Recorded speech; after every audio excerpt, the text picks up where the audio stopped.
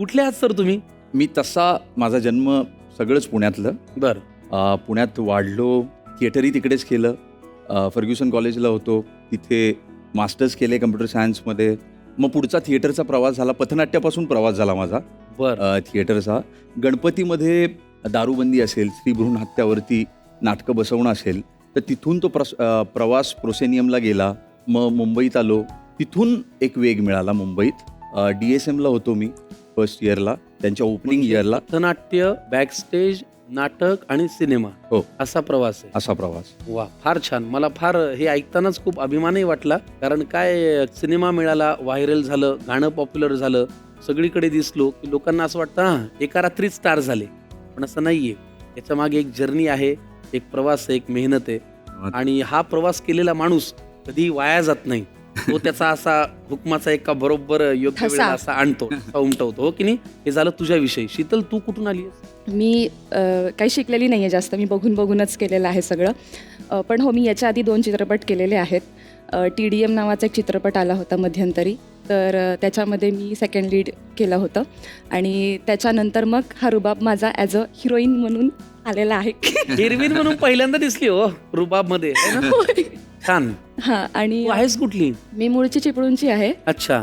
आणि मग पुण्यात शिफ्ट झाले काम आणि त्याच्यामुळे. बरं, पण तुला अभिनेत्रीच व्हायचं होतं? नाही, माझी जर्नी अभिनेत्रीची खूप नंतर सुरू झाली.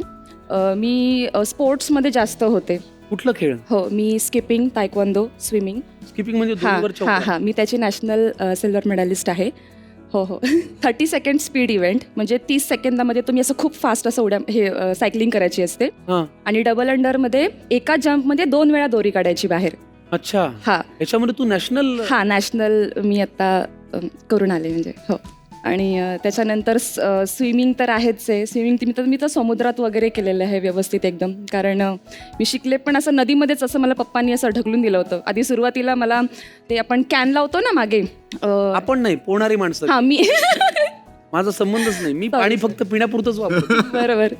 तर मला पप्पांनी तसं पोहायला शिकवलं, म्हणजे ढकललं असं नदीमध्ये, आणि मग मी अशी पोहायला लागले. तुम्ही वेगवेगळ्या अंगाने टॅलेंटेड आहात यार. गप्पांमध्ये अजून पुढे जाऊया, पण आमच्याकडे एक खास पाहुणा तुम्हाला भेटायला आलेला आहे, मुंबईचा डबेवाला. प्लीज या, डबेवाले काका या या या या. आबा बाबा बाबा.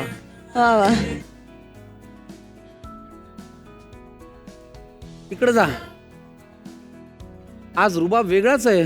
छाती आहे 56 नाही 160. प्रेमाचा डबा घेऊन आलो. तिला ताव वगैरे. प्रेमाचा डबा. त्यांच्या प्रेमाचा रुबाब तुम्ही का छाती पुढे काढली? कारण का छाती पुढे काढणं म्हणजे त्यांच्या पिक्चरचं नाव काय आहे सांगा बघू. रुबाब.